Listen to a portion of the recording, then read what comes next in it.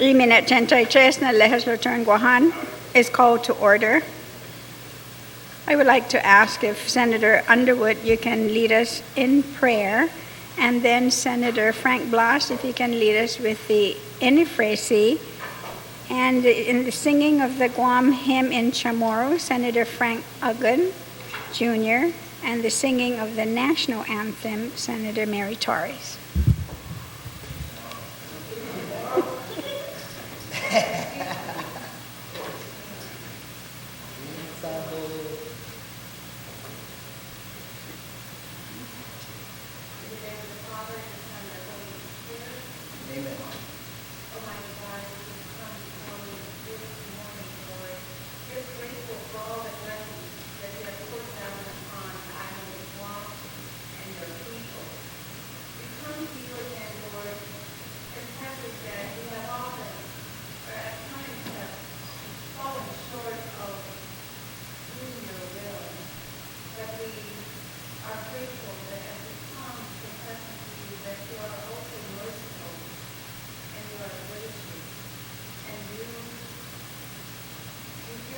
Us so unconditionally as you have demonstrated by sending your only begotten Son to the cross to die for our sins. So this morning, Lord, we just ask for wisdom. Would you send the Holy Spirit to guide us as we deliberate, as we make decisions on behalf of your people? And we ask this with gratitude in our hearts and praises to you, O Lord. In Jesus' name we pray. In the name of the Father, the Son, and the Holy Spirit. Amen. Amen.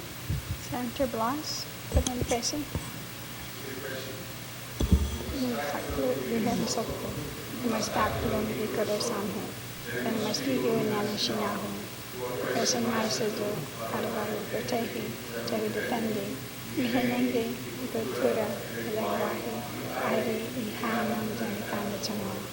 The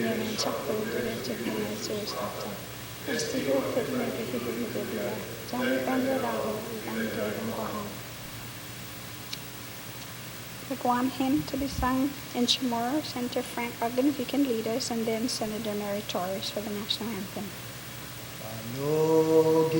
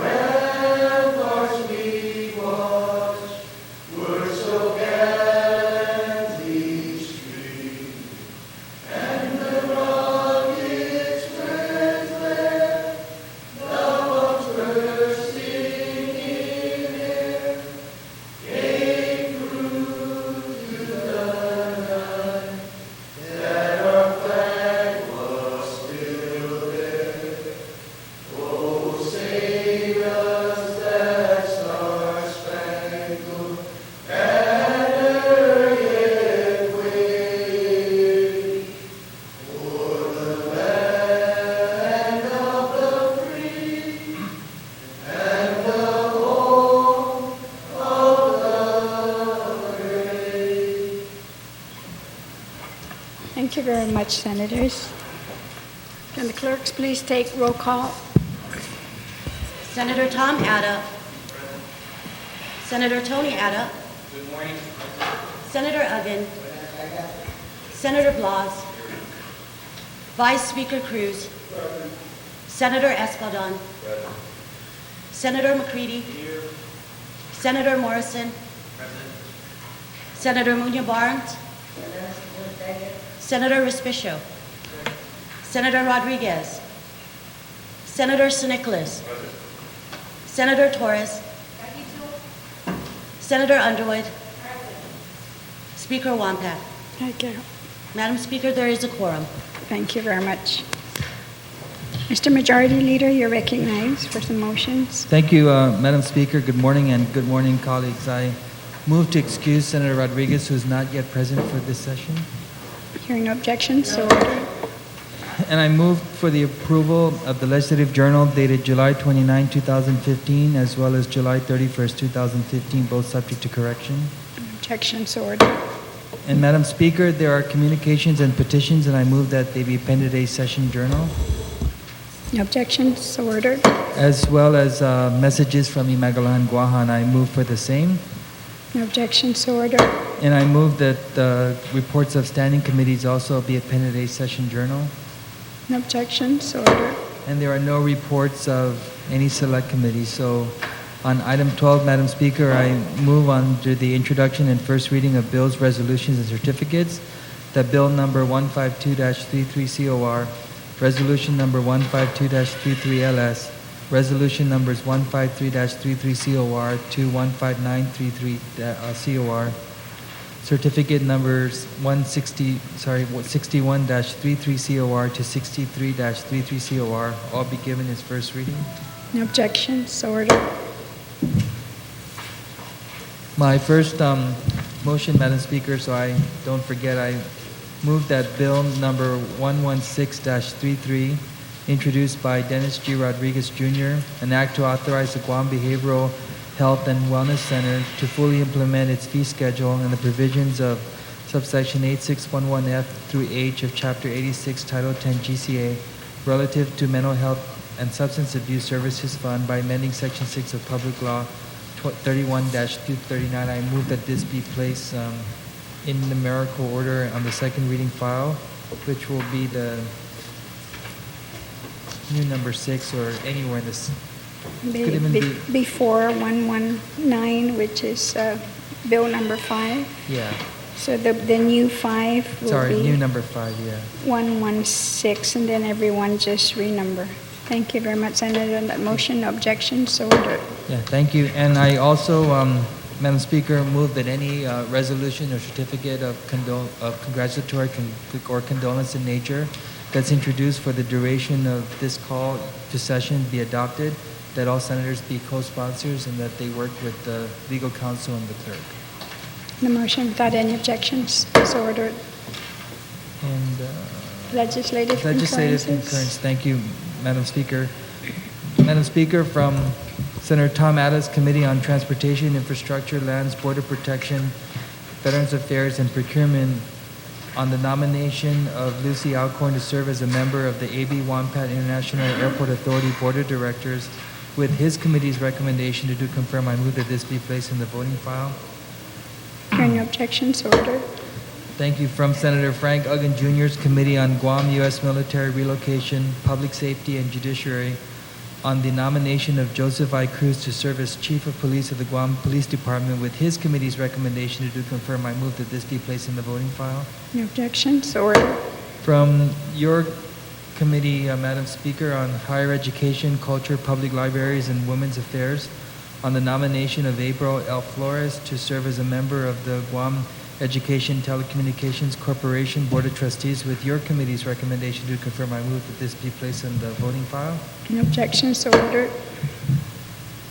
From Senator Atta's Committee on Transportation, Infrastructure, Lands, Border Protection, Veterans Affairs, and Procurement, on the nomination of Martin J. Gerber to serve as a member of the A.B. Wampat International Airport Authority Board of Directors, with his committee's recommendation to confirm, I move that this be placed in the voting file. No objections, ordered. Thank you. From Senator Nicholas's Committee on Finance, Taxation, General Governmental Operations, and Youth Development on the nomination of Janine Guevara to serve as a member of Parks and Recreations Commission. With Senator Nicholas's committee's recommendation to confirm, I move that this be placed in the voting file. No objections, ordered. And then from my committee, Madam Speaker, on the Committee on Rules, Federal, Foreign, and Micronesian Affairs, Human and Natural Resources, Election Reform, and Capital District, on the nomination of Matthew L.G. Sablan to serve as Director of Department of Agriculture. With the committee's recommendation to do confirm, I also move that this be placed in the voting file. Hearing no objections, ordered. Okay, that exhausts my motion. Thank you very much, Senator. So we're in the second reading file and recognize Senator Frank Villagon Jr. on resolution number 111-33. Good morning, Madam Speaker, and to the members of the body. Madam Speaker, I'd like to move for the placement of resolution number 11-33 COR as substituted by the primary sponsors into third reading for consideration by the body. And you would like to speak on it? Yes, please. You may Just proceed, briefly. Senator. Thank you very much, Madam Speaker. Madam Speaker, the resolution is self-explanatory in regards to the amended version, the substituted version.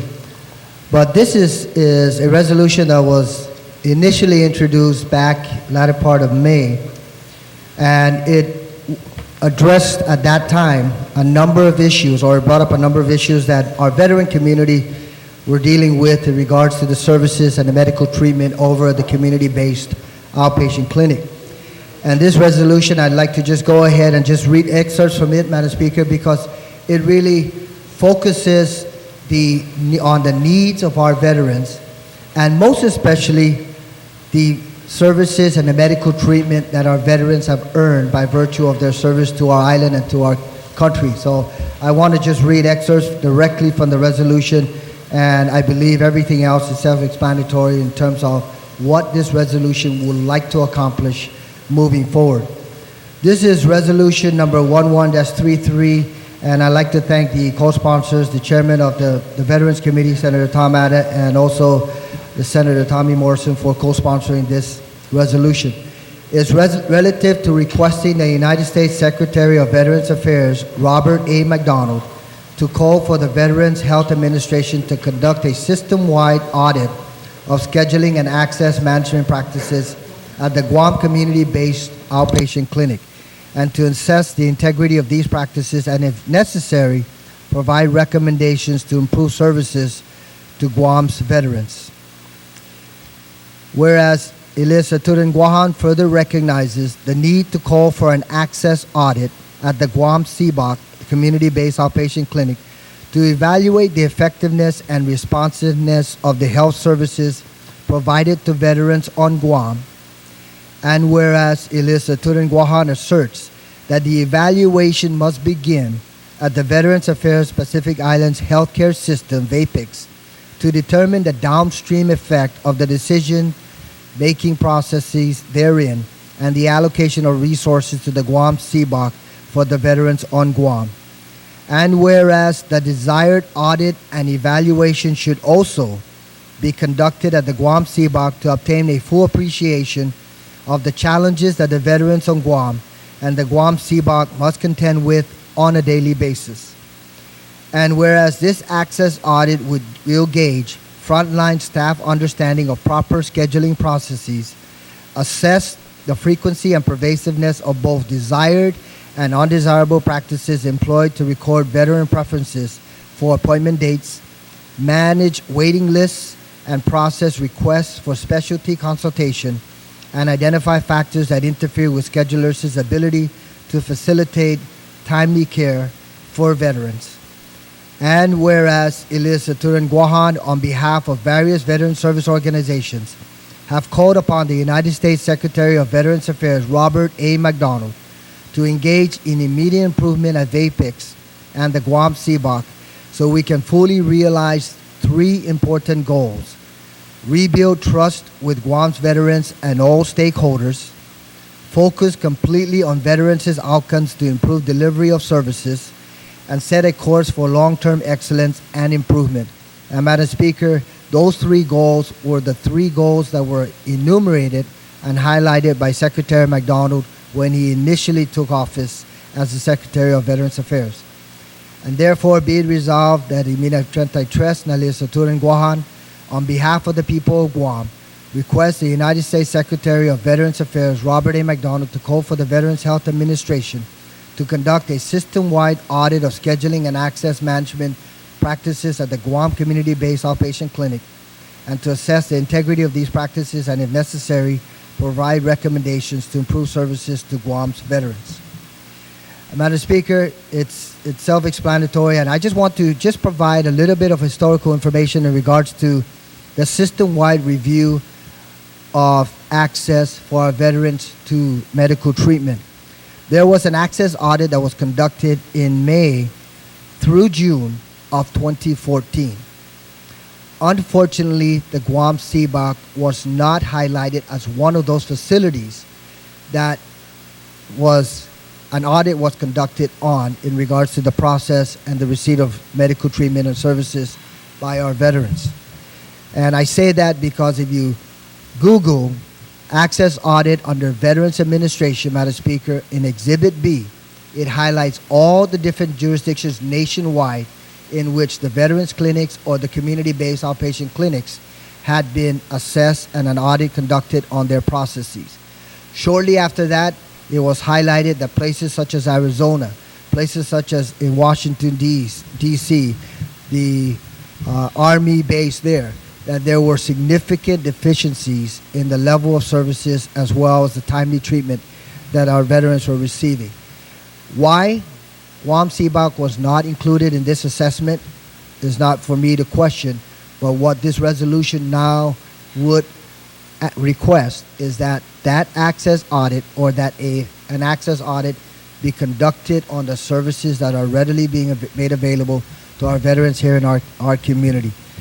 So on behalf of not only the veterans who came out during the course of the public hearing of this particular resolution, and on behalf of our veterans community, and most especially, Madam Speaker, on behalf of future veterans, we owe it to them to ensure that the services and the medical treatment that they have earned by virtue of their service to the people of Guam and the people of our nation, that they receive those services within a timely manner. So I ask all of our colleagues, Madam Speaker, to please consider endorsing this resolution and proceed forward so that, in fact, this access audit can be conducted on the Guam Community-Based Outpatient Clinic and our veterans can receive the best services that otherwise is provided in other jurisdictions in the mainland. Thank you very much, Madam Speaker.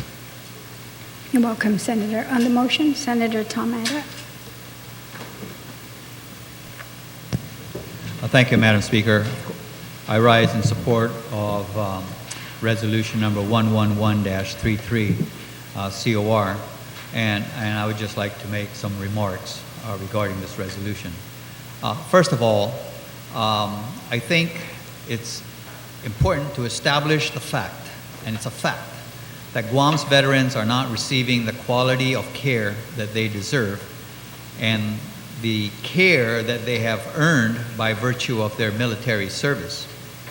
Now, there have been a number of, I guess, we had the public broadcasting system show By the Numbers, which interviewed certain veterans, and basically those veterans testified that, you know, the service is it's not timely, it's not responsive, that they've gotten to the point that they just given up on the system. So why even bother? Why even waste the gas and the time driving to the community based outpatient clinic? We also had, I believe it was in December of this past December, there was a town hall meeting. Officials from Hawaii came down to listen to what the veterans had to say. Veterans expressed basically the same concerns that they had, that the services were not timely, and basically had to wait weeks sometimes months, to be able to get medical attention. And then most recently was the public hearing that was held on Resolution 111. And again, a lot of veterans came out. Now, of course, at that public hearing, a lot of veterans says, "Oh, we don't need this resolution. We can take care of all the problems ourselves." And as a result of that, there were several veterans who actually made the effort, took the initiative to write letters to officials up in Hawaii and in Washington, D.C., bringing to light the challenges that they are encountering here on Guam with respect to medical care. And with these individuals that were initiating these efforts, they were, of course, in a very good position to assert their case because they are the recipients who are being challenged by the system. Take, for example, the Veterans Administration has made available what they call the Choice Card. And what the Choice Card program does is that if the Veterans Clinic is not able to provide the necessary specialty care or the medical attention that is needed within a certain time frame, that they can then go out into the private sector and seek the services of a private provider, and the Veterans Administration would pay for that. Of course, there's a lot of the devil's in the details, and what happens with this program is that it has to go back to Hawaii. It takes 30 days, and that's on a good month. It takes 30 days to get the approval to come back, and then it was just 30, 60, 90. You hear of veterans waiting as long as 6 months before they get the medical attention that they need. And so what has happened as a result of the initiative of many of these individuals is that they got the people higher up in the chain in Hawaii, Washington, D.C., looked into the problem and found out that, oh my gosh, Guam is not in the database. And so they were able to correct that, and just kept picking away at it, and little by little, things improved. But I think the improvements are coming too slow. Now, what Resolution 111 does is it's not an indictment on the local offices that are providing services to our veterans, such as the community-based outpatient clinic up in Agana Heights. I mean, the staff up there with the 1 or 2 doctors that they have is providing the best services that they can provide given the resources that they have. The Veterans Office up in Tizan is providing the best service that they can provide given the resources that they have. But I think what we need to do is really go further upstream. And that's where they need to start taking a look.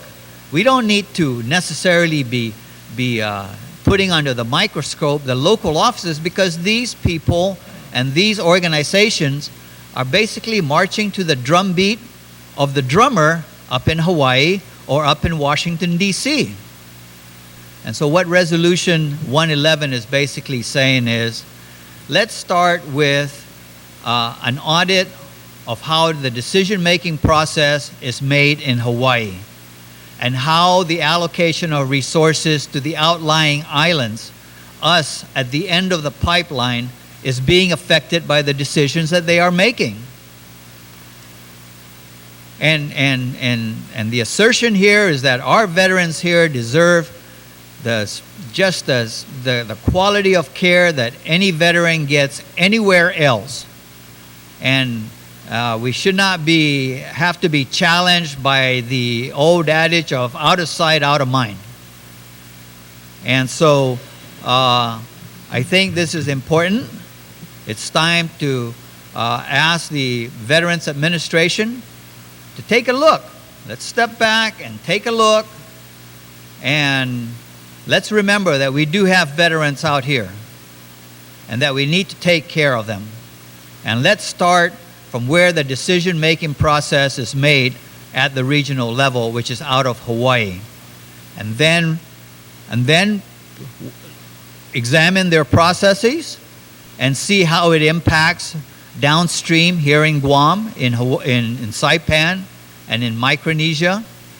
And then also come down to Guam and take a look, actually audit the processes out here in order to get a true appreciation for the challenges that they have to face every day because of the decisions that are being made upstream in Hawaii, or for that matter, even further up.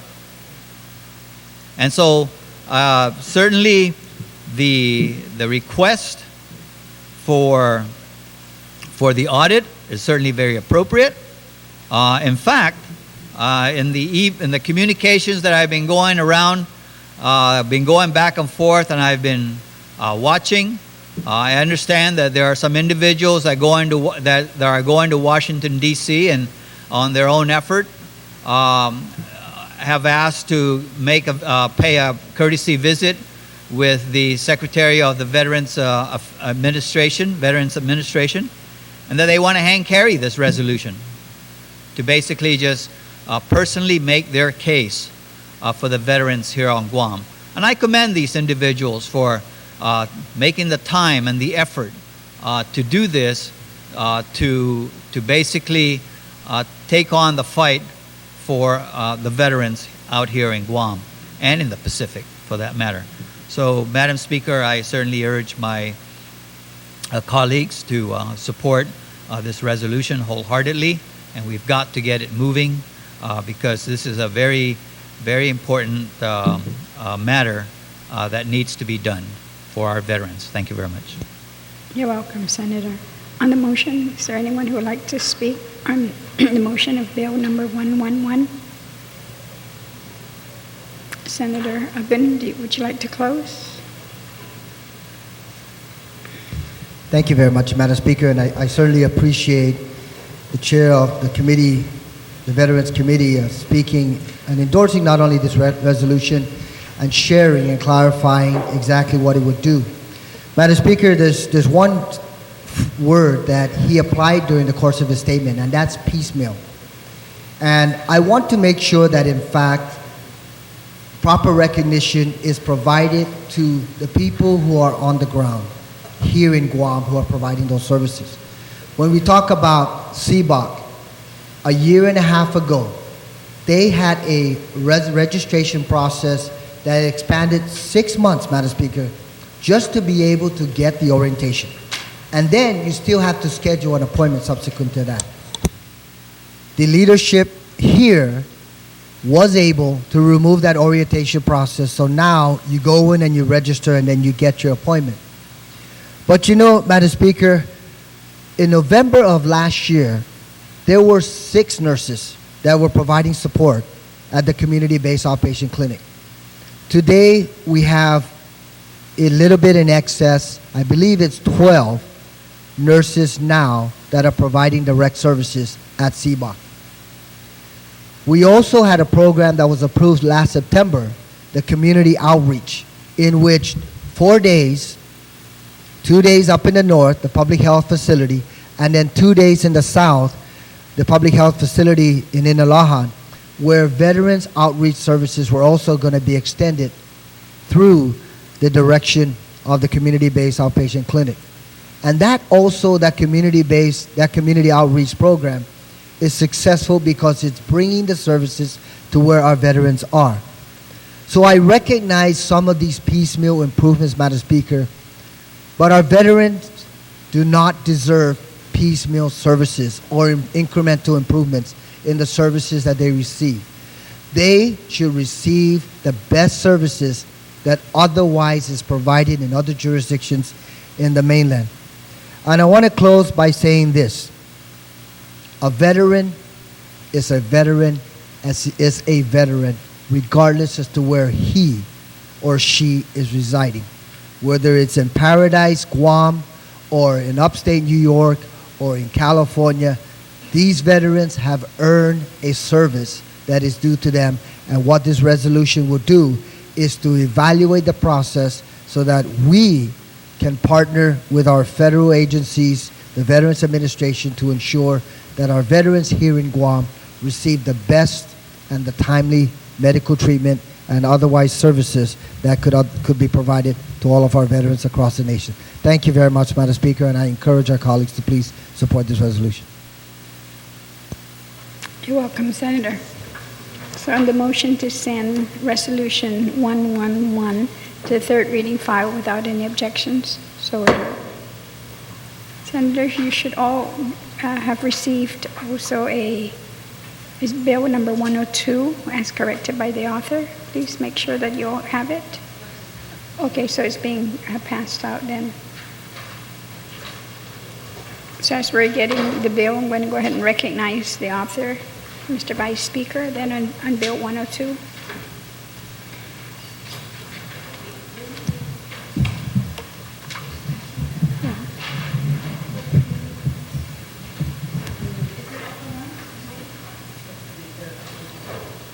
Thank you very much, Madam Speaker. Madam Speaker, I'd like to move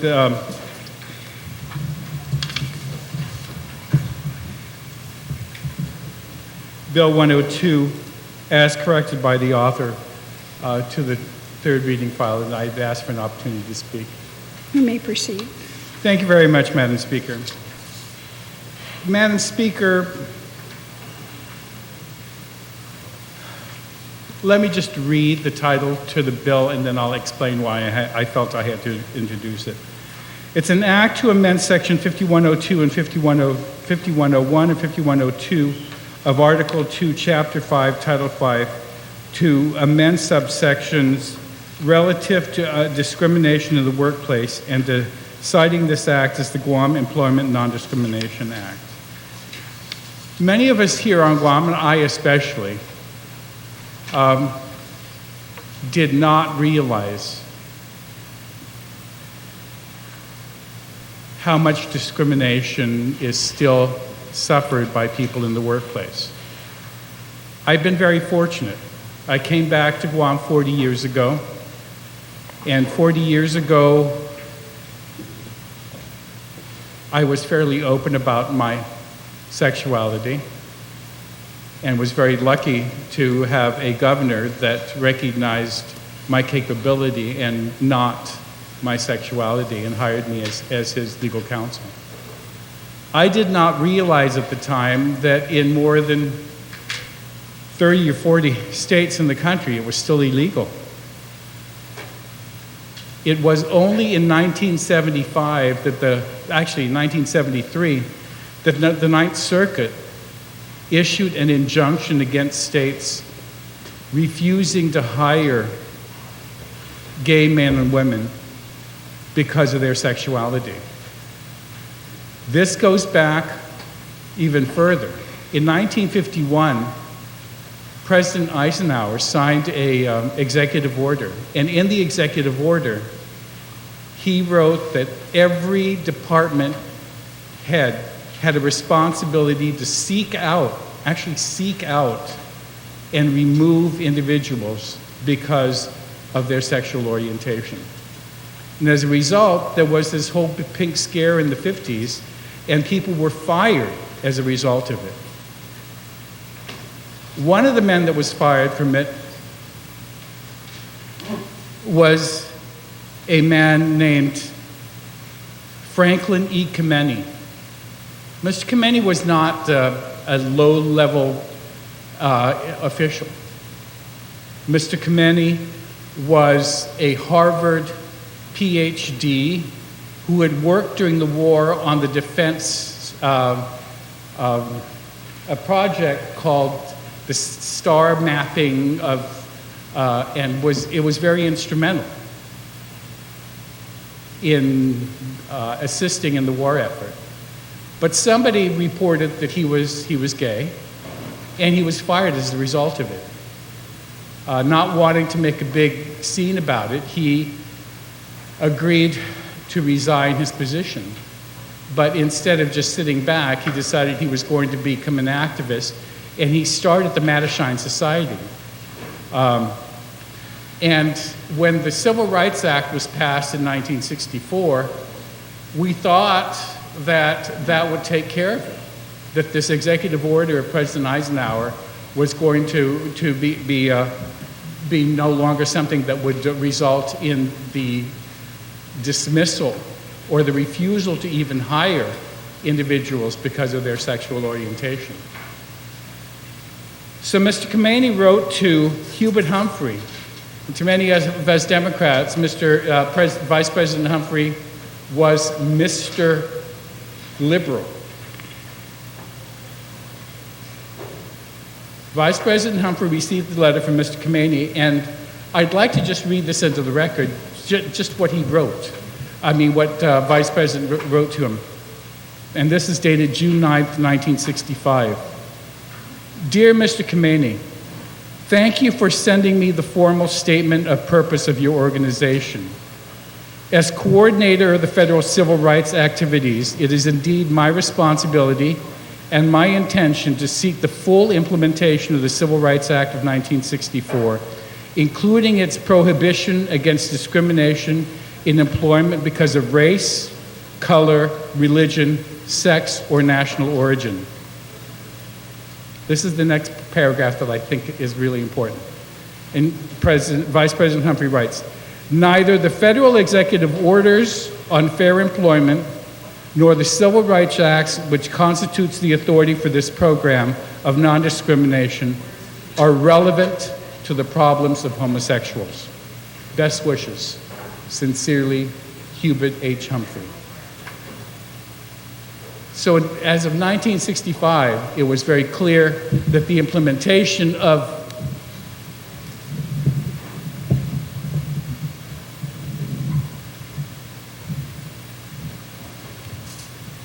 the Civil Rights Act of 1964 was not going to provide the assistance or the protection to individuals whose sexual orientation was contrary to federal policy and executive order. Starting in the early 70s, there was a series of firings and lawsuits that were brought, and finally in 1973, the Ninth Circuit issued an injunction that you couldn't outright fire a person for his sexual orientation unless you could prove that it had some nexus to their employment. And one area that was thought that there was a nexus was in intelligence.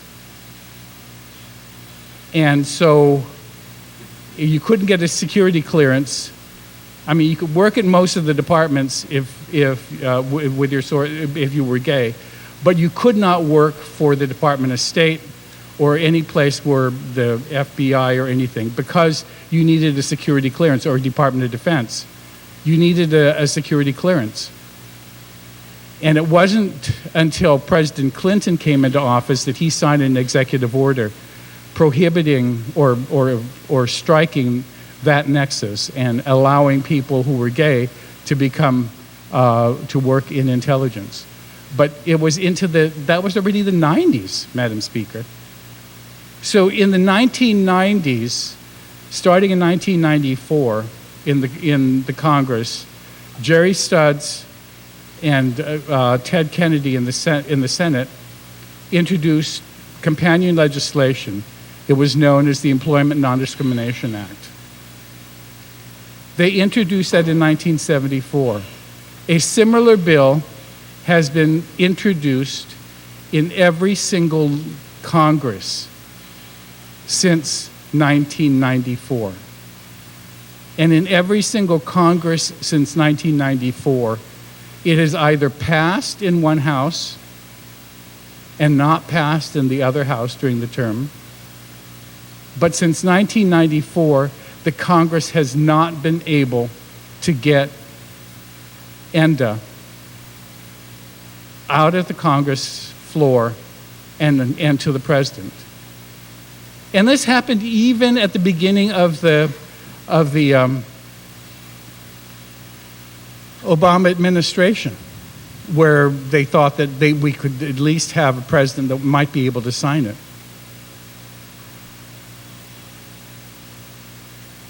It was shocking. I mean, last week, a poor woman from the Democratic National Committee had to suffer me on the phone for 45 minutes as I screamed at her about the fact that I wouldn't give a quarter to the National Party because of the fact that it had not been able to get ENDA out of the Congress. And she kept saying, well, you know, we need to have a Senate majority Democrat and a House majority. I said, you had a majority of both houses, and you were not able to get it out, and you were not able to get it to the president. I said, it's unforgivable. I'm not giving any money to the National Party because of its inability to get this through. And it wasn't until July 21st of 2014 that President Obama, because Congress could not get legislation out, President Obama finally signed an executive order where he prohibited the discrimination if it was federal contractors. So that was the way that it's been handled. But it was only for federal contractors. President Clinton's order in 1995 addressed regular employees. President Obama's executive order in 2014 addressed federal contractors and federal contract employees and made sure that there were protections. But the Congress has not been able to address this. There's only been a handful of countries, and I just like to read the President Obama's statement when he signed the executive order on July 21st, 2014. It doesn't make sense, but today in America, millions of our fellow citizens wake up and go to work with the awareness that they could lose their job, not because of anything that they do or fail to do, but because of who they are: lesbian, gay, bisexual, transgender. And that's wrong. We're here to do what is right, to bend the arc of justice just a little bit in a better direction. In a few moments, I will sign the executive order that does two things. First, the federal government already prohibits employment discrimination on the basis of sexual orientation. Once I sign this order, the same will be explicitly true for gender identity.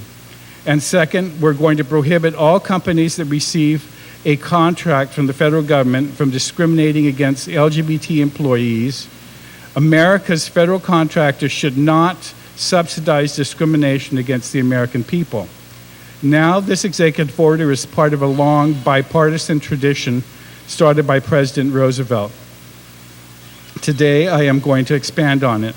Currently, 18 states have already banned workplace discrimination based on sexual orientation and gender identity, and over 200 cities and localities have done the same. Governor Terry McAuliffe, his first act as governor was to prohibit discrimination against LGBT employees in the Commonwealth of Virginia. I've appointed equality in the workplace is not only the right thing to do, it turns out to be the good business. That is why a majority of the Fortune 500 companies already have non-discrimination policies in place. It is not about doing the right thing. It is about attracting and retaining the best talent. It is not just about doing the right thing. It is about attracting and retaining the best talent. And there are several business leaders who are here today to attest to that. And so, Madam Speaker, this bill, because there is no national legislation, is going to be one of the 30 state legislations that's going to address this issue specifically and make sure that it's in statute, not in executive order, not in just practice. And I know that many of you are wondering why in the bill that you have in front of you, I've included military discrimination. And I'm glad that I'm following right after the resolution about the need for addressing the health care of veterans. But I was shocked to find out that in 2015, there's still discrimination against military in the private sector. And to be able to point that out, Madam Speaker, I'd like to read a news story from May 19th, 2015. May 19th, 2015, from San Diego. More than a dozen federal agents with the DEA have filed employment complaint in Washington, D.C., alleging discrimination and harassment by DEA management. 2 of the 16 agents agreed to speak out to CBS in their first interview. Quote, one of the agents, "They have a consistent perpetual harassment that continues to escalate," said DEA Special Agent Mark Coast of San Diego. "Servicemen should not be treated as second-class citizens." Coast says that he has been constantly harassed by DEA managers because he also serves his country as a U.S. Marine Colonel reservist. He says DEA managers don't like military reservists taking time off from DEA to deploy overseas. Quote, "You sit at your desk and your supervisors will constantly come by and tell you, you need to get out of the service, you can't serve 2 masters," end of quote, said Coast, a member of the U.S. Marine Corps Reserve since '87. And the Coast Guard is not alone. On Saturday, a total of 16 agents from all over the country signed to the employment complaint filed with the U.S. Merit Protection Board in Washington, D.C. The complaint claims DEA supervisors routinely subject military reservists to quote, "hostile and offensive comments in workplace," and the DEA managers discriminate against agents who serve the military by denying reservist promotions and assignments. Most of the agents named in the complaint have worked in the DEA office in San Diego, and more appeared to come forward. Quote, "It's okay to assert your right, it's okay to come forward," said Daryl Kleminski, a supervisory DEA agent working in Washington, D.C. Kleminski said he was denied a transfer to work at the same place with his wife. He said DEA managers did not want to give him the job because they knew he might be called into active duty as a U.S. Coast Guard reservist. Quote, "Upon hearing of me being a reservist, the tone of the meeting quickly changed, and the next day my transfer was denied," end of quote. In the complaint, the DEA agent are seeking back pay, retro promotions, monetary damages, and mandatory employment discrimination training for all DEA managers. Washington, D.C. Attorney Kevin Barnes represents agents named in the employment complaint.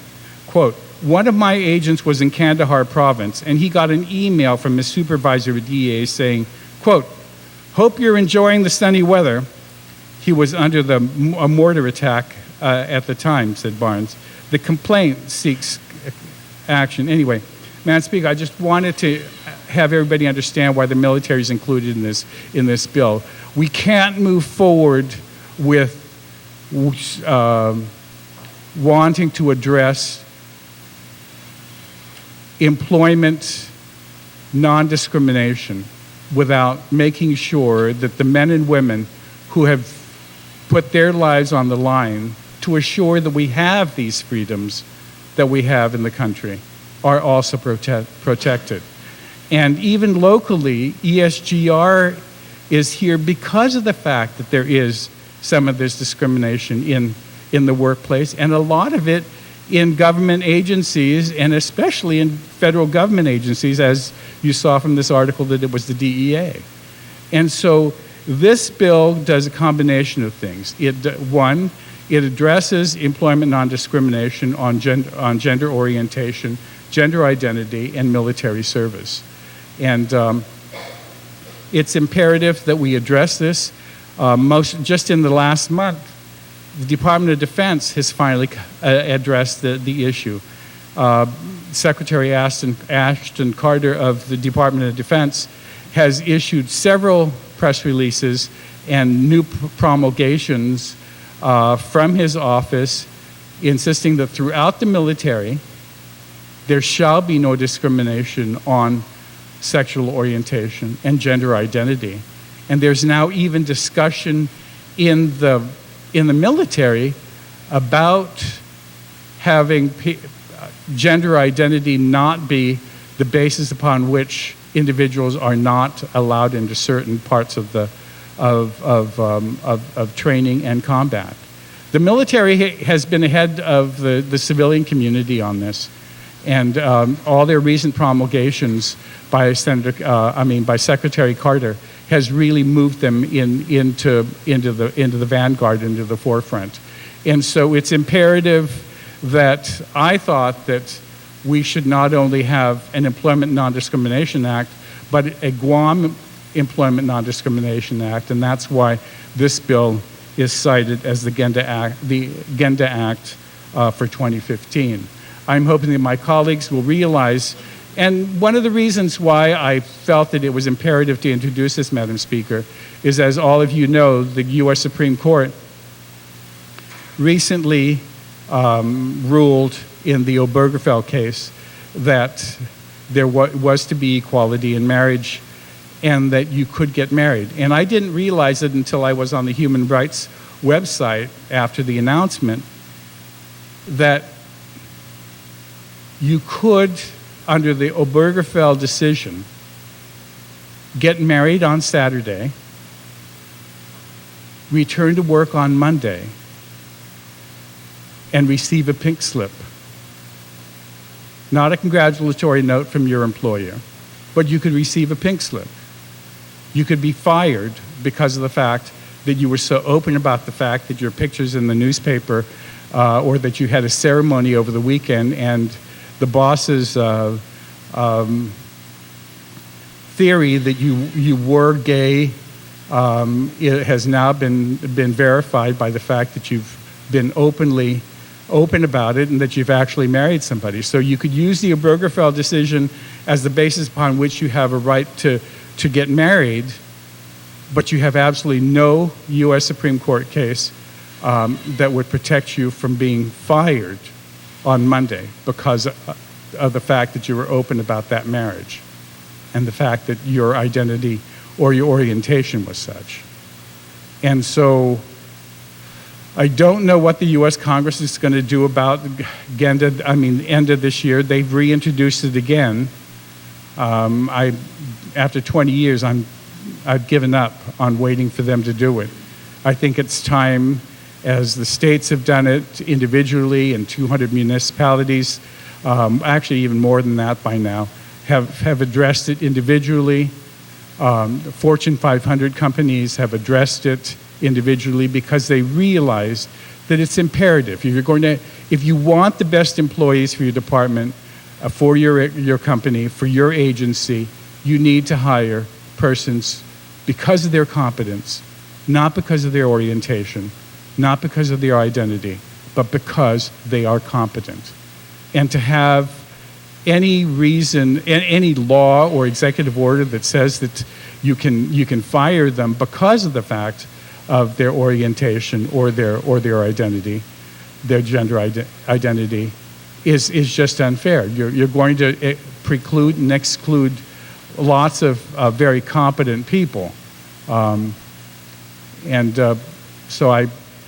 I stand, Madam Speaker, in humbly and imploring my colleagues to please let's provide equality and protections to all our citizens in the workplace, and to pass Bill 102. Thank you very much, Madam Speaker. You're welcome, Mr. Vice Speaker. Before the end of the day, Mr. Vice Speaker, can you please make sure that you provide those copies that you've read from the President? Of course. It's in the committee report. Is it? Okay, great. Thank you then. On the motion, Senator Frank Blas Jr.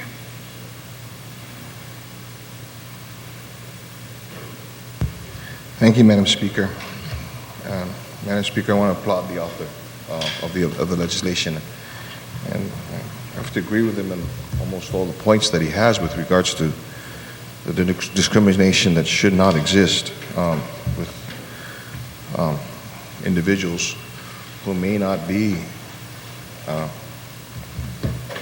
same sexual orientation. You're right. This should be about the ability and the skills that are available. However, that said, I do have concern with regards to, or more specifically, some of the requirements that are going to be required of employers and employment agencies with regards to publications and applications. You know, Madam Speaker, when you, and I recognize with regards to sexual orientation, but my concern here is in the area of the gender identification or expression. I raise this issue because, you know, basic employment applications and applications for almost anything that you're applying for specifically ask for your gender. They specifically ask for your name, your legal name. And so I don't know whether this is a question I'd like to be able to yield to the author to be able to help to explain how we're going to get around this. And I do, you know, I mean, it's quite plain and simply, are we now going to say, as a result of passing this legislation, that there's going to have to be major reform to the application process and to the application forms? Because there are some boxes that need to be filled. Now, should this be a basis for discriminatory practice or a basis to be able to hire or not hire an individual? No, I don't think so. But, you know, at the bottom of the form, in most applications, it basically asks if this is true and correct. And if this, you know, everything you provided, you know, was true and correct to the best of your knowledge. So how do we get past that? You know, and then further on is then what then happens, and while it's not addressed here, it eventually would have to be addressed, because then how then do we then restructure then just the basic necessities and amenities provided to male and female in the workplace? So, you know, in the last few weeks, I've done a lot of research. I was even commenting to the author. I said one night, I spent all night long watching, you know, I Am Jazz and a number of different programs and research in this area, and seeing some of the, I guess, different ways that places are trying to be able to accommodate and address this issue. And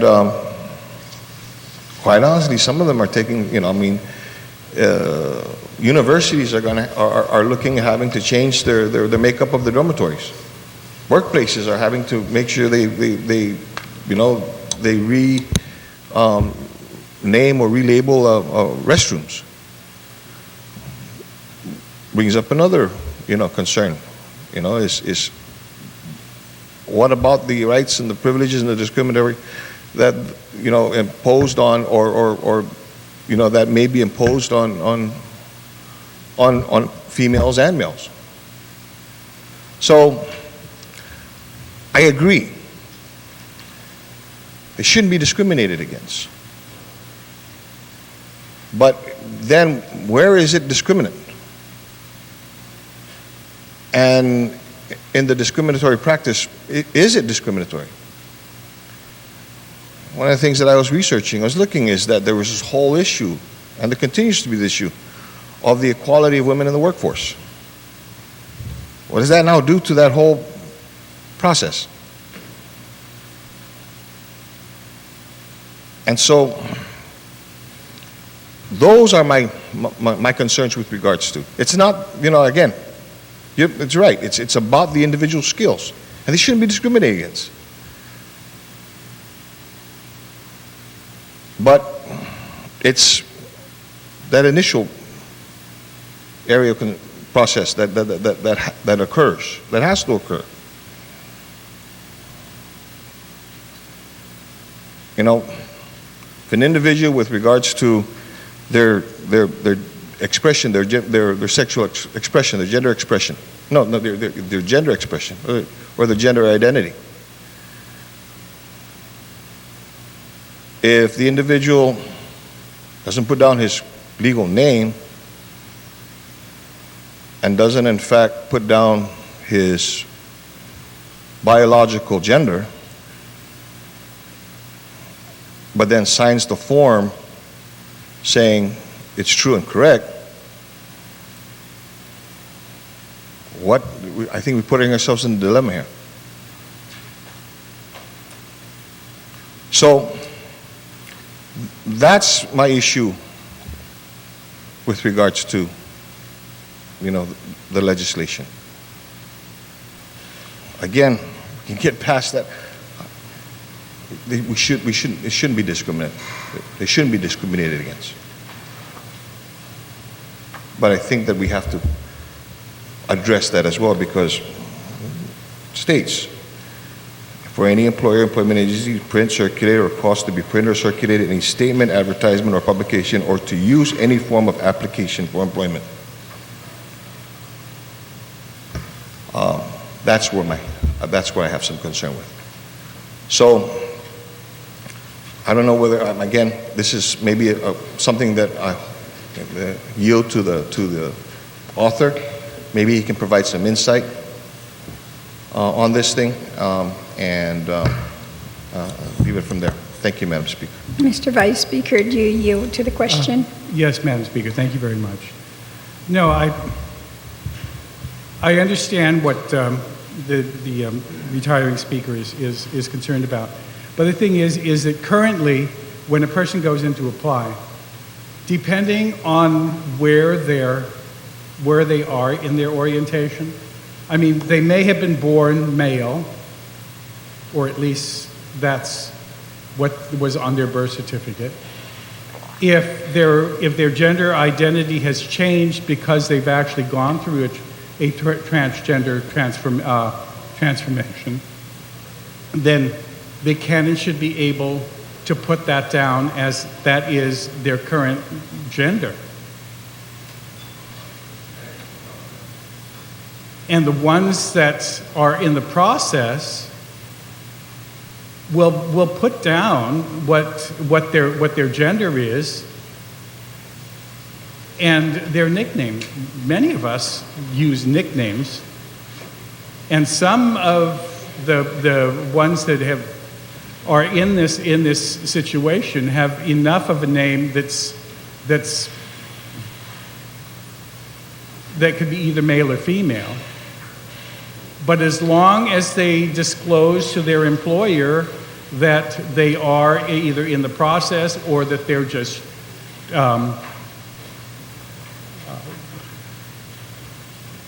transdressing, transgender, but not actually having gone through the complete surgery, as long as the employer understands, and that's not the basis upon which they're terminated, or that they're not hired, that's fine.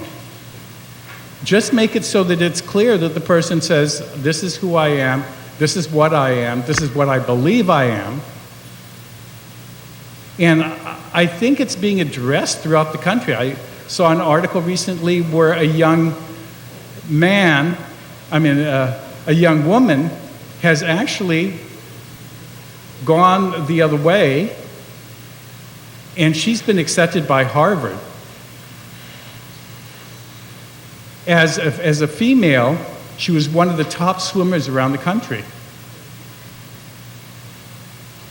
She went through the gender surgery and is now male. And the Harvard swim team has agreed to allow now him to swim within with the male team. Though when they initially admitted him, they said he could decide which one he wanted to swim for. And he decided he wanted to swim as a male swimmer, which completely threw him down into the lower ranks of swimmers around the country, because as a male swimmer, he was not as fast as other male swimmers, but as a female swimmer, he would have been one of the top in the country, which was one of the reasons why Harvard initially looked at him. But in the meantime, he went through the transformation, and they're addressing it. They're addressing it throughout different businesses of figuring out where you're at. You just have to be, the employee just has to be upfront about it, and it shouldn't be the basis upon which a person is discriminated against. In the same way that currently under employment laws, you're really not supposed to ask for a police clearance, because that shouldn't be a pre-clearance to your coming on. As during the interview, you could ask, is there anything that we should know about you? And then you start listing, yes, I had a drug offense 20 years ago. Have you had any problems since? No. If it was just a police clearance and you saw the police clearance and it said there was a drug offense and you didn't invite that person back for a second interview, you've really violated the law as it relates to that, because it's not supposed to be a pre-clearance. As part of the interview process, you're supposed to be able to determine, this person could really add to my organization. And the fact that they had a drug charge when they were in high school or in college shouldn't be a reason for which that I don't hire them now that they're in their 30s or their 40s. They've proven themselves over the past. And the same way with this. It's just make the interview, go through the interview and determine, find out what this person actually feels they are. I mean, because I don't claim to understand a need to be a different gender. I mean, I'll be real honest. As liberal as I am, but if someone feels that way, and that's the way that they identify, that should not be the basis upon which the discrimination is based, that they're not hired. They should be allowed to go through the interview and determine whether or not it would be a good fit for the company. Not just the fact that you're transsexual, you're transgendered, we're not hiring you. There should be more to the reason why you're not hired than just because you believe in your mind that you really are a gender that you were not born, and whether or not you have gone through the surgery or not. Are you competent and you are the best person for that position? That should be the basis upon which you were selected. And that's all I'm asking, is that in this legislation that we recognize that there are those issues. The military has completely addressed it.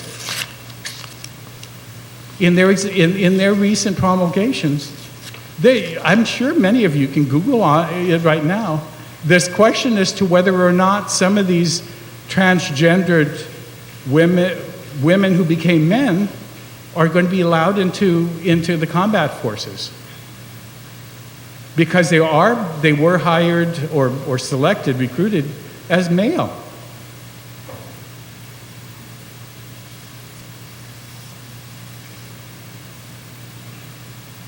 And if a department, like Department of Defense, can figure out how to be able to do that, surely we can be able to figure out in a small company or in a small government operation how to be able to address this without using it as the basis for the discrimination.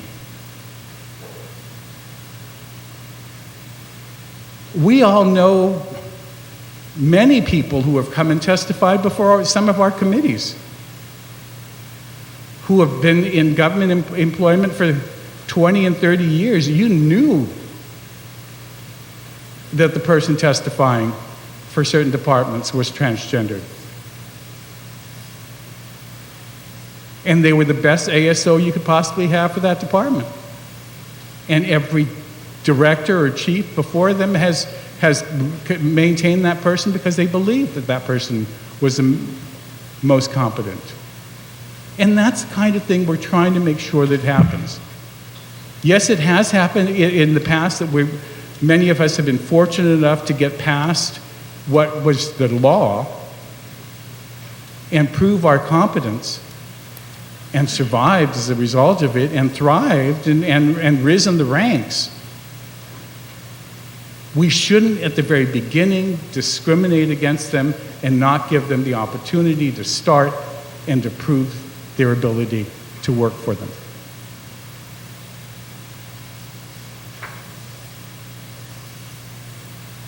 And so I see that, and in this legislation, I've made sure that these requirements are not imposed on religious organizations. I made sure that we made sure that that was not part of it. If there's a religious reason, though I'm not happy about it, I recognize that that's a fight that I really don't need to address at this time.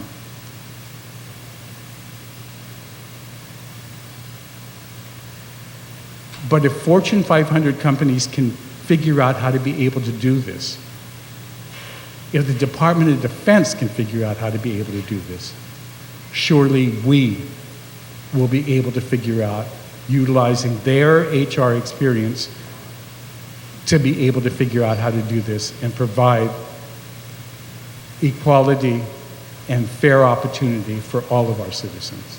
Thank you, Madam Speaker. Senators, I saw some discussions taking place over there, so we're going to take a recess.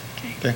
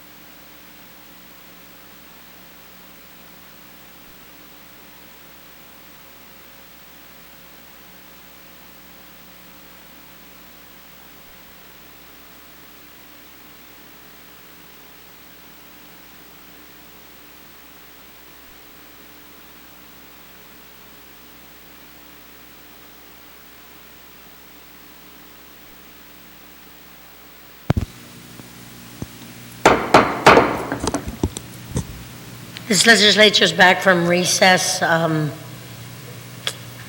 way I understood it, we had Vice Speaker Cruz and Senator Frank Blas. So, Senator Frank Blas? Thank you, Madam Speaker. Ma'am, I think that the break was well deserved, was well served in as far as the discussions, and I await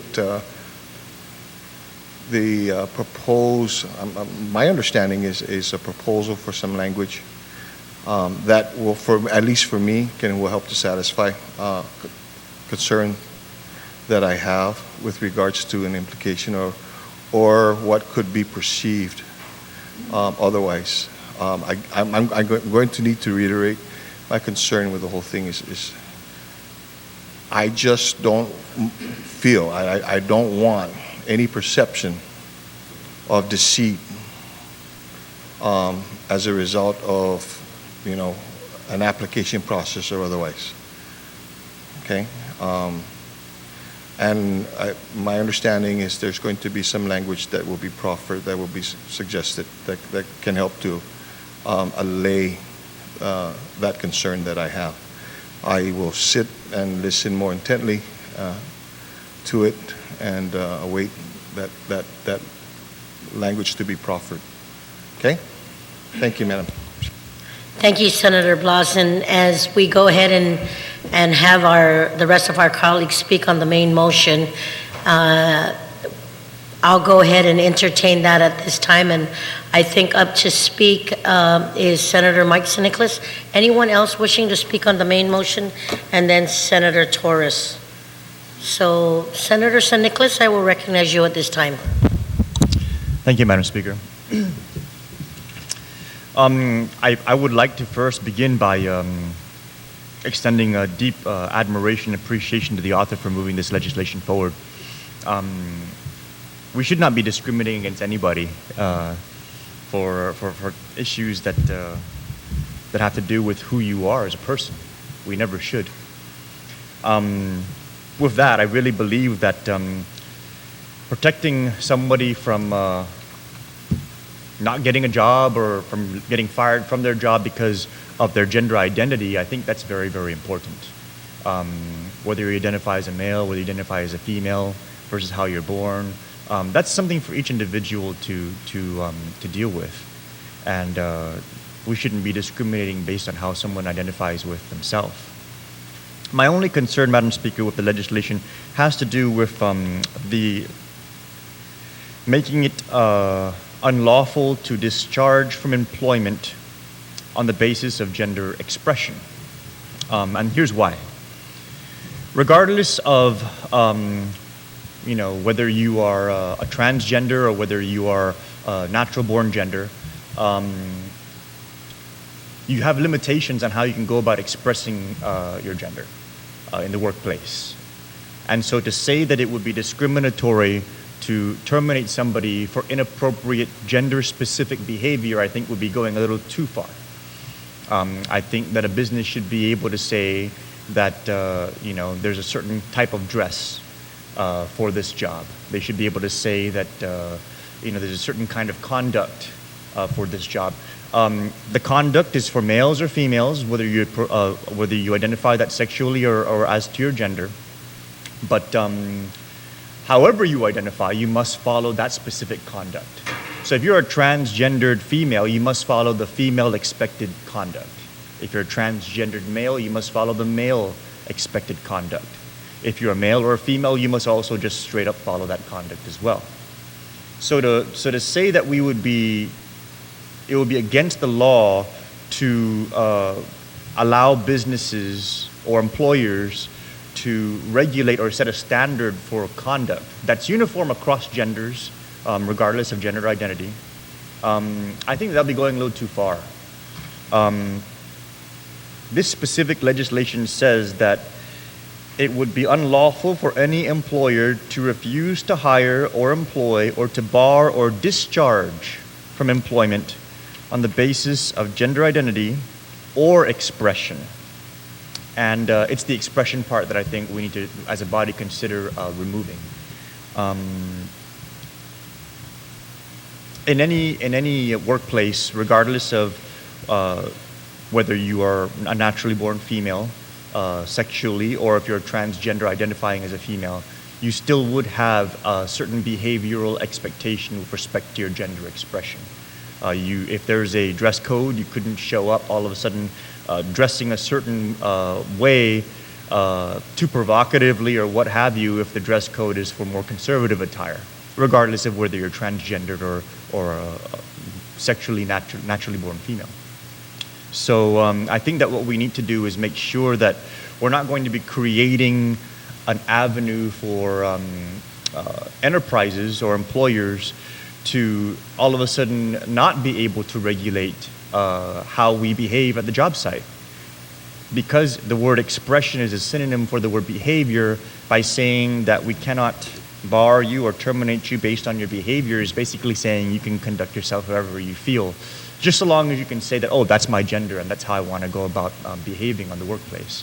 I think that we should allow employers to be able to set a standard of behavior, not discriminating against whether or not you are a transgendered female or a naturally born female, but setting a standard for anybody who identifies with that gender, naturally born or just on the basis of identity. We should allow for that expression and that standard to be set. So I would like to proffer that as a compromise to this dialogue, we allow for gender identity to remain, because on an application, if you identify as a male or a female, you should be able to put that and believe that it's true and correct in your heart and be comfortable with that. But I think that a good compromise, a good middle ground will be for us to say, you know what, yes, you can identify however you want, but we will have a standard of behavior, regardless of how you identify, for that specific gender at the workplace, and you must follow that standard of behavior, regardless of how you identify. And I think that that would be a fair middle ground for us to consider. So with that, Madam Speaker, I would like to propose that we, on page 2, line 1, we leave the words gender identity, so that's absolutely clear, but we take out the words or expression. And if this amendment does pass, I would like it to further reflect the same for the legal counsel to be able to go through the bill. I know it's repeated on line 7, line 15, line 22. Again, on page 5, between lines 19 and 24, we do have the words expression further stated there. And I would like to actually touch on that on page 5 with respect to this overall amendment, Madam Speaker, because here we define gender identity. And we define it, gender identity, if we remove the words or expression, you'll say gender identity means a person's actual or perceived gender, as well as a person's gender identity, gender-related self-image, gender-related appearance, regardless of whether that gender identity, gender-related self-image, or gender-related appearance is different from that traditionally associated with a person's sex at birth. So we take out the expression part, but we still protect your identity, we still protect your self-image, we still protect your gender-related appearance. So, if you're transgender and you identify now with the female gender, and you want to dress as a female, and you want to conduct yourself professionally with female characteristics, then that would be protected in this bill. What we would not be doing is throwing the door open and saying, however you want to express yourself as a female, you're absolutely entitled to, because otherwise that would be discrimination. And that's, I think, like I said, going a little too far. So this would, I think, give us that middle ground, Madam Speaker, if we were to just extricate the expression part, but still protect the identity, protect the self-image, and protect the appearance of anybody who identifies with whatever gender-specific issues they want to identify with. So I would like to proffer that amendment, Madam Speaker, that we strike or expression, as I stated earlier, and have legal counsel go through the entire bill and strike the expression language altogether. Thank you, Madam Speaker. That would be my amendment that I would like to proffer this time.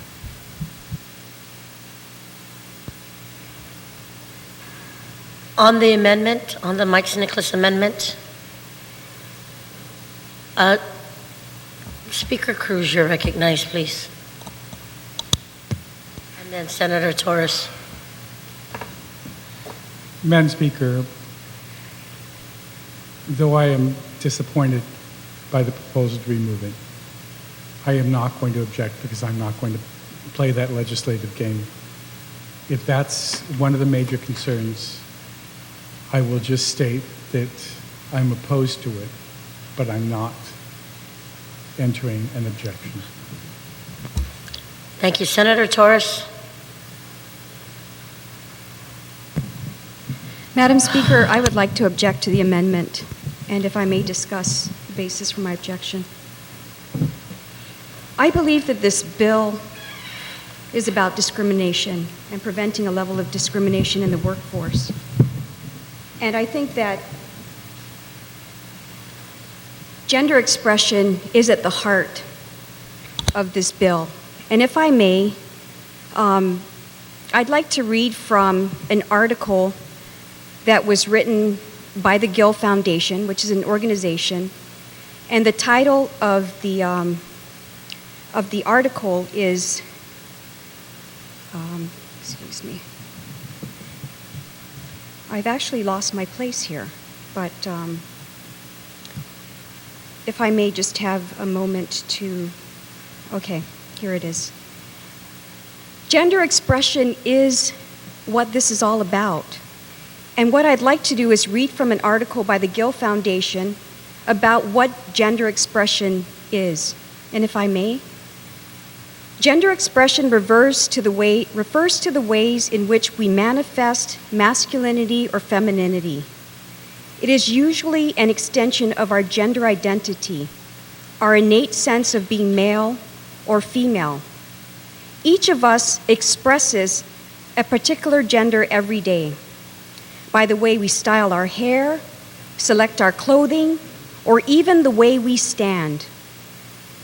Our appearance, speech, behavior, movement, and other factors signal that we feel and wish to be understood as masculine or feminine, or as a man or a woman.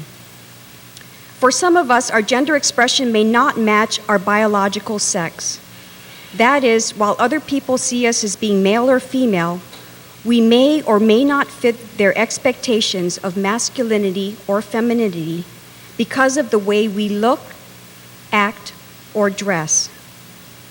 People whose gender expression is not what we might expect represent many backgrounds, and their age, sex, race, ethnicity, or sexual orientation has no bearing on their gender expression.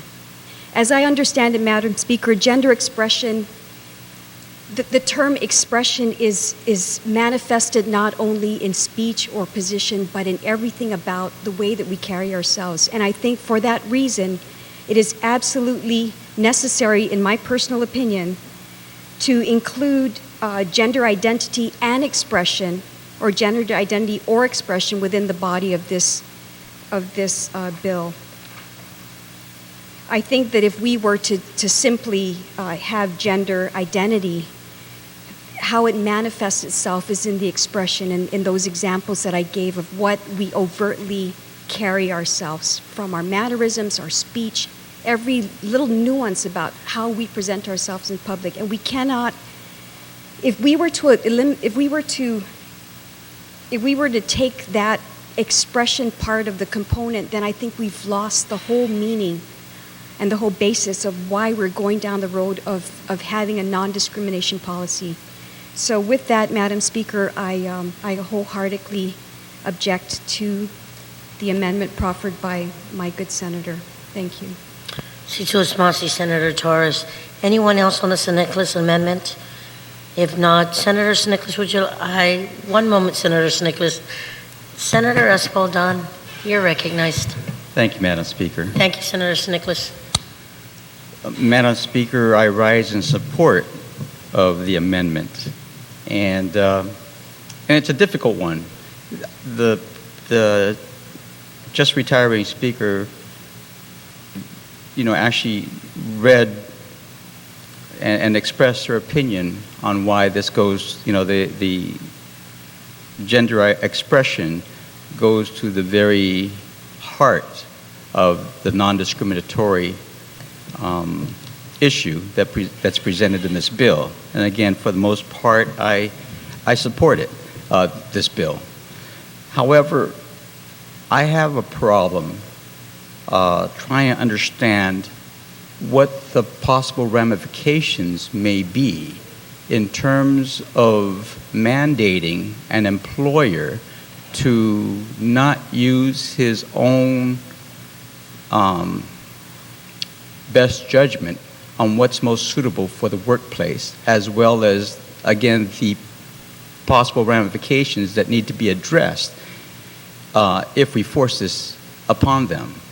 For example, if we have a male, a person who was born as a male at birth and has not undergone any physical transformation to embrace who he believes he really is, which may be female. And so, in essence, physically, he's still a male, and he dresses like a female. Does that then require the employer to have perhaps separate restrooms? I mean, this is just an example for this person. In other words, can this person who is a male, who dressed as a female, then have to be allowed to go into the women's restroom? And again, it's a very, perhaps too simplistic of a thought, but again, I guess what I'm trying to proffer, there may be some unintended consequences that we haven't even been able to discuss when it comes down to the more practicable levels. I have no problem really with the rest of the bill for that matter. The Supreme Court, as was aptly pointed out by the author of this legislation, has essentially said that a ban on same-sex marriage is unconstitutional. And that's fine. I can live with that. Again, it was a ruling by the court. However, the question then becomes, in my mind, did that ruling really embrace that the whole idea of sexual, is it unconstitutional to not allow somebody to cross-dress at the workplace? I'm not sure that they reached that far. In fact, my personal opinion is they didn't reach that far. We, through this legislation and that little term, or gender expression, right, go beyond, I think, what the Supreme Court ruled in the ban on disallowing any bans on same-sex marriages. And so I would stand in favor of the amendment to take out the word gender expression, because again, I don't think we've fully discussed the unintended consequences, I should say, of what could transpire in the workplace.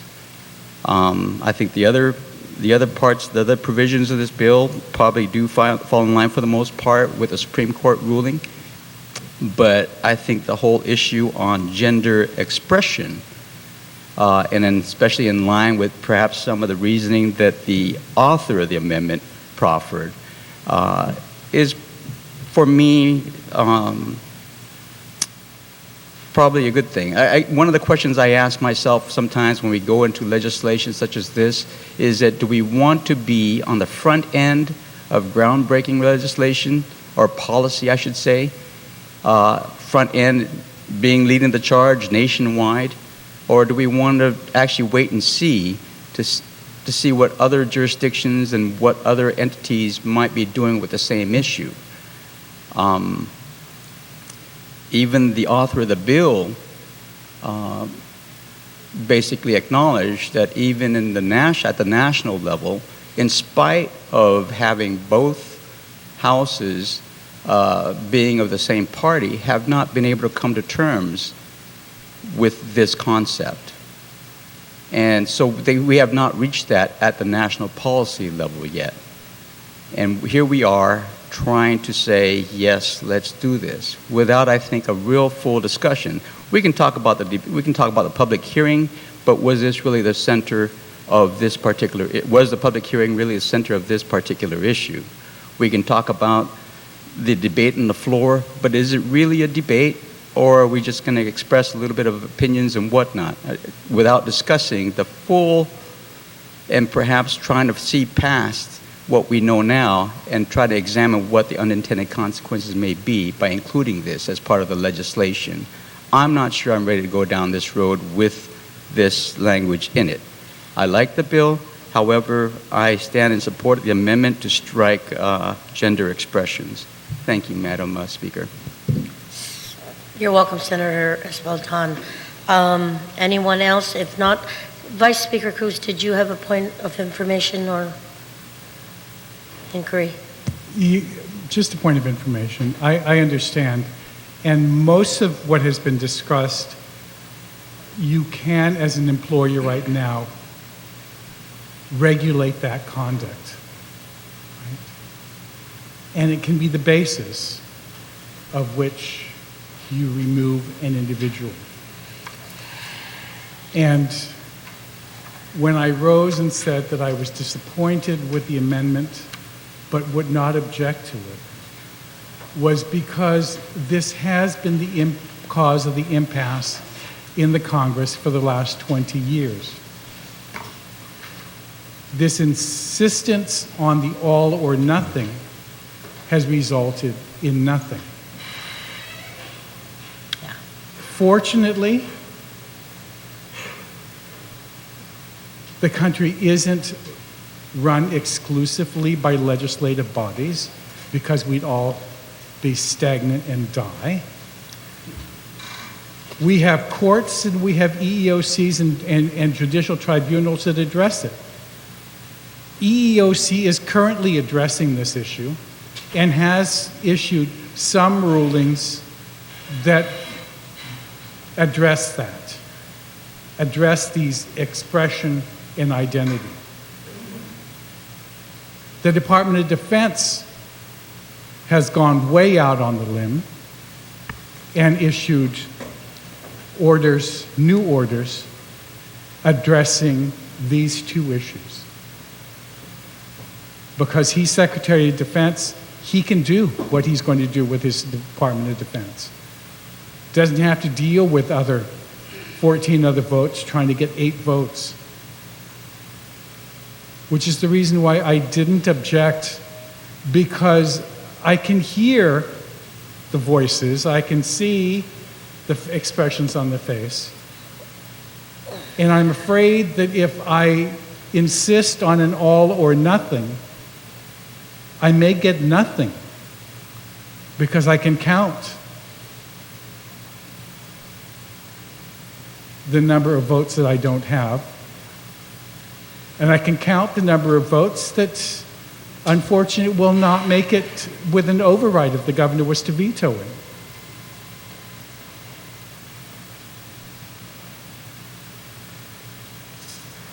And I'm afraid I'm going to have to do the same thing that I did with the marriage equality part.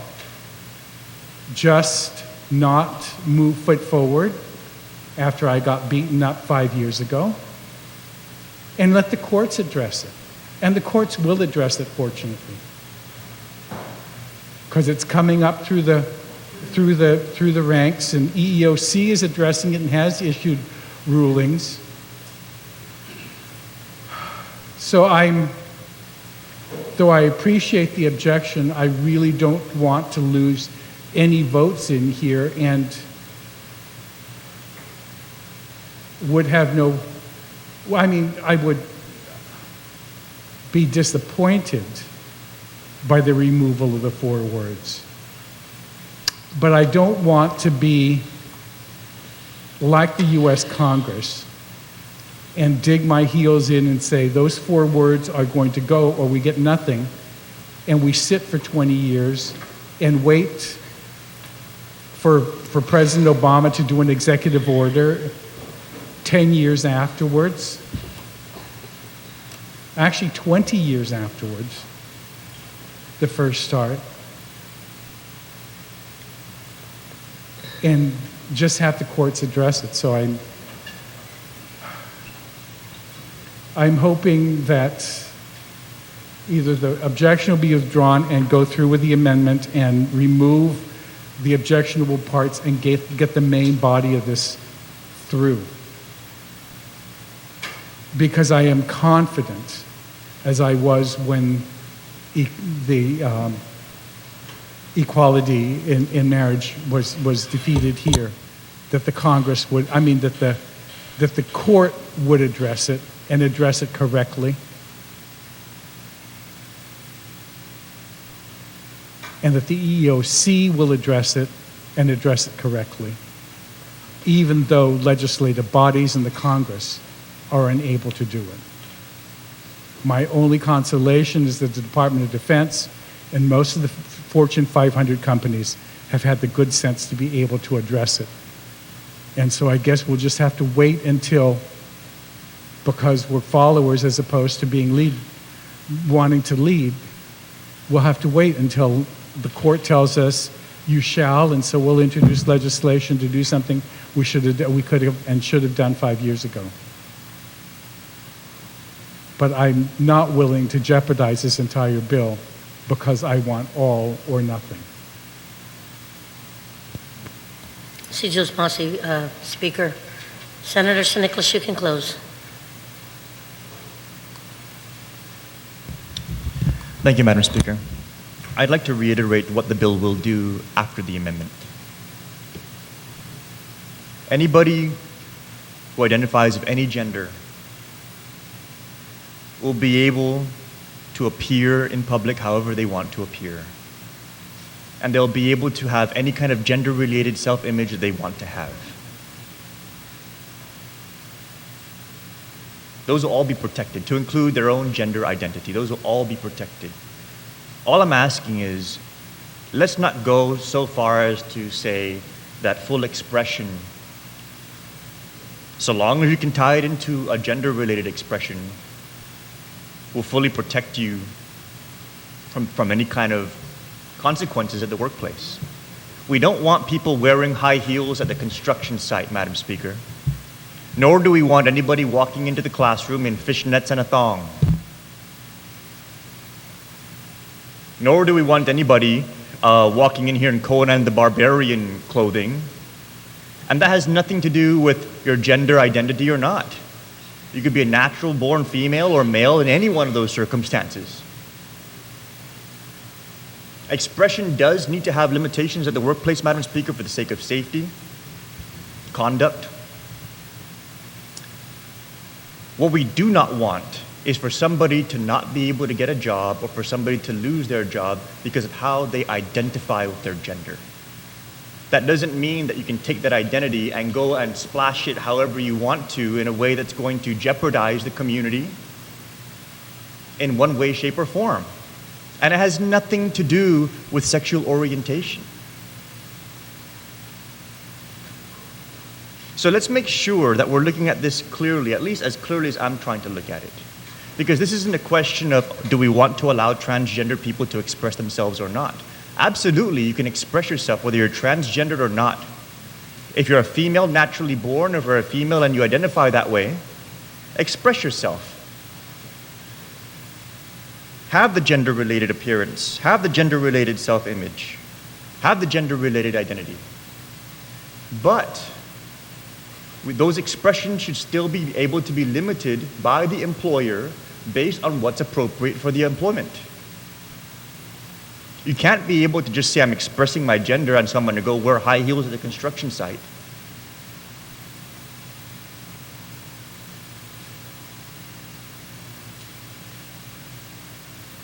So I ask my colleagues to please don't let this become some kind of divisive thing, or don't let this become some kind of thing where we're saying, oh, you know, we didn't do this for the gender equality, the marriage equality, and now here we are. That's not about that. It's not about that at all. However you want to identify with, however you want to live your life, go ahead. But everybody's rights have limits. And the limits of your rights are so that they don't impugn upon mine or anybody else's. The limits of your rights when it comes to your expression has to be in place at the job site so that everyone's still kept safe, so that we still have a proper professional environment.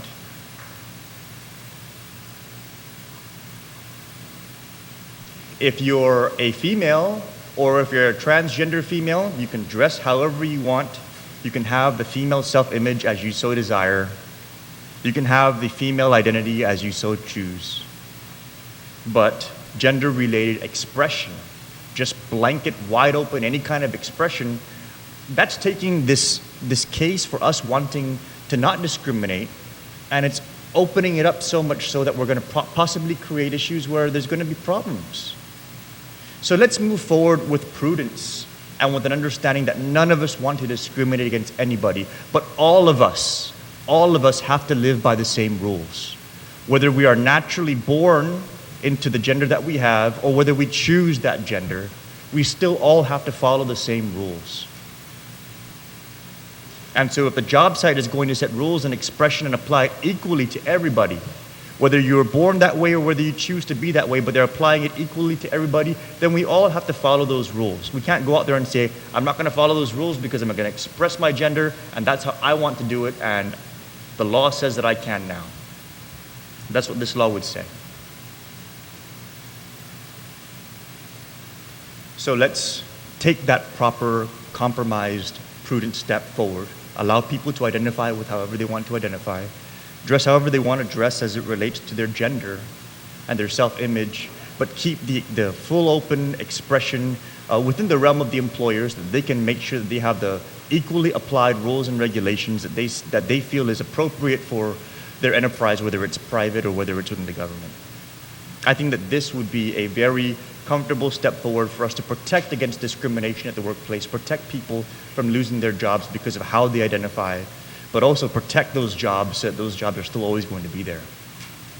Madam Speaker, I ask my colleagues to please support this amendment. Thank you very much. Senator St. There has been an objection to the Senator St. amendment, so I'm going to call for the vote right now.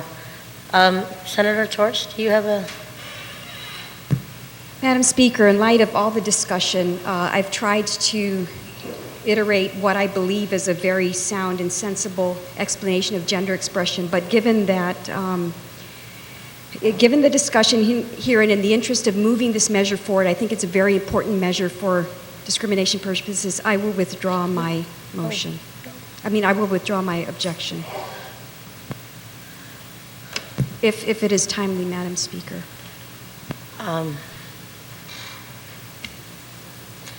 I have to take a 1-minute recess.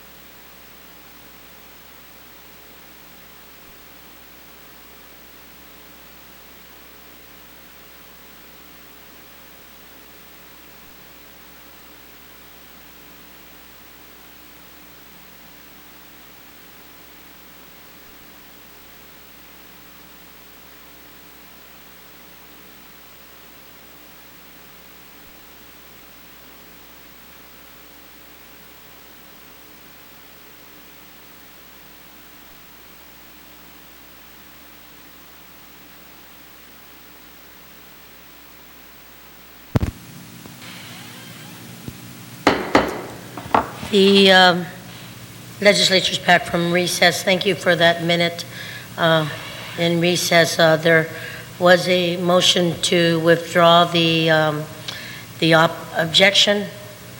If that is in order, no objection. That objection is withdrawn. On the St. Nicholas amendment, are there any objections? No objections.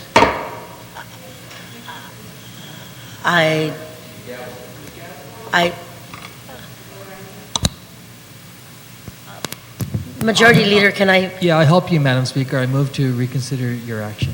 On that motion, without any objections, motion carries. Senator Nerissa Underwood, can you just state your position at this time? I do apologize. I did not see your hand. You know, okay, Madam Speaker, I do oppose the amendment, and just as it was stated by the good senator from Santa Rita, noted that it will take away the spirit of this whole law as a whole, as the heart of the bill that is being proposed.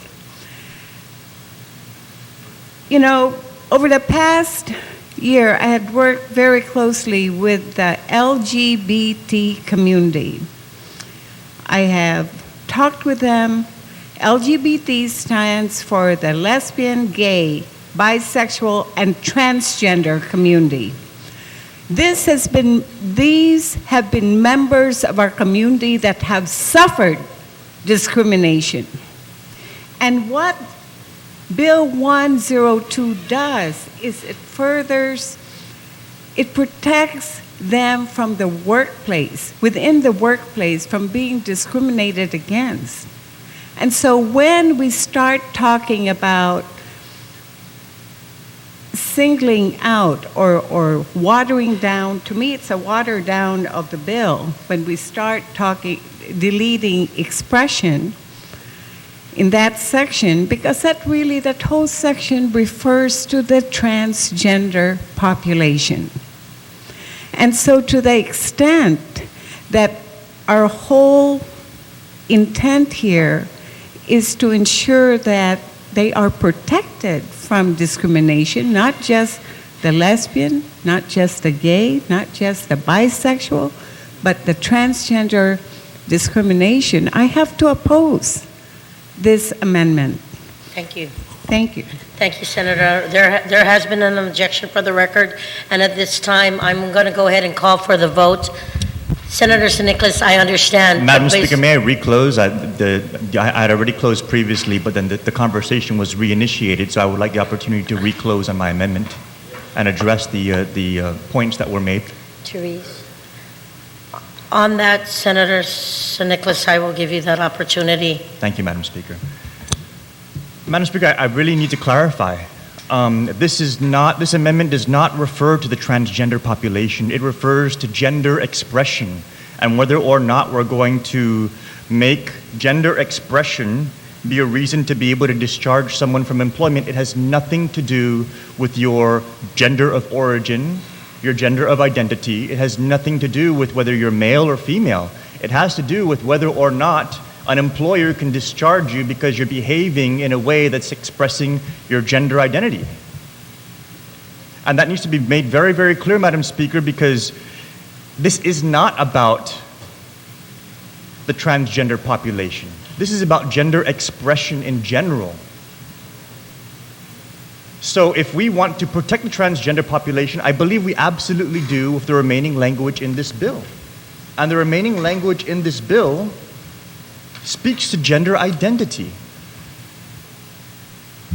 And gender identity is defined in this bill as it means a person's actual or perceived gender, gender-related self-image, or gender-related appearance. If you're transgender, that applies to all of you. You will be protected of the remaining language in this bill.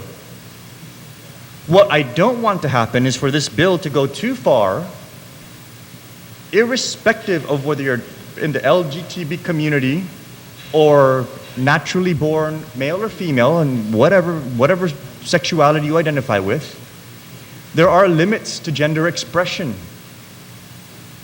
I have limits to gender expression. My colleague proffering the objection to this amendment has limits to her gender expression in any workplace that you go to. But what we're saying in this bill is that to discharge somebody based on that expression would be unlawful. And so to make that unlawful, then somebody can go out into their workplace tomorrow or whenever this bill gets signed into law and express their gender however they feel it's appropriate.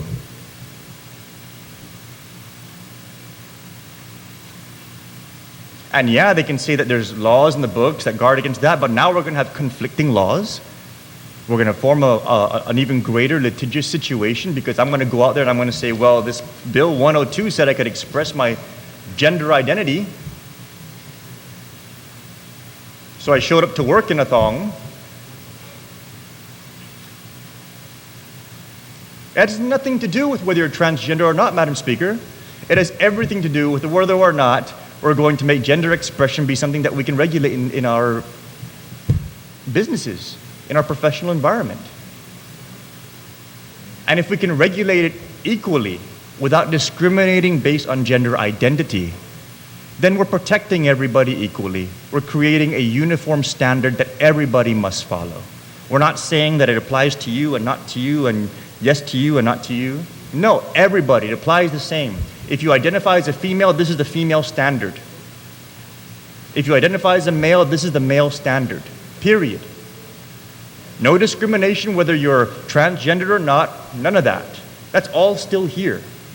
What we are saying is just because you identify as a female doesn't mean that you can wear high heels at the construction site.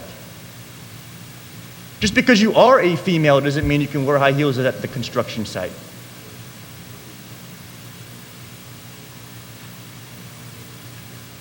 But if we pass this without this amendment, somebody can go and wear the high heels at the construction site, fall off the 30th floor, and then sue the contractor because you didn't protect me from falling off the 30th floor when I was in high heels.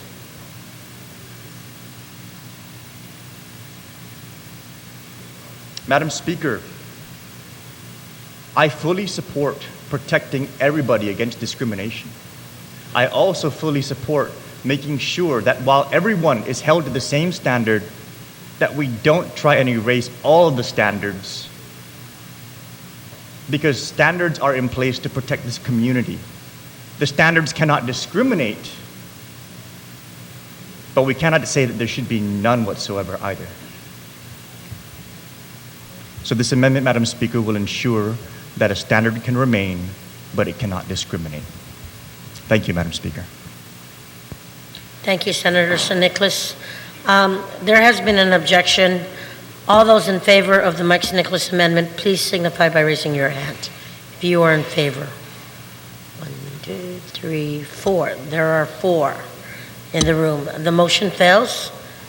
It is 5 minutes till 12. I'm going to go ahead and call a lunch recess to 2 o'clock.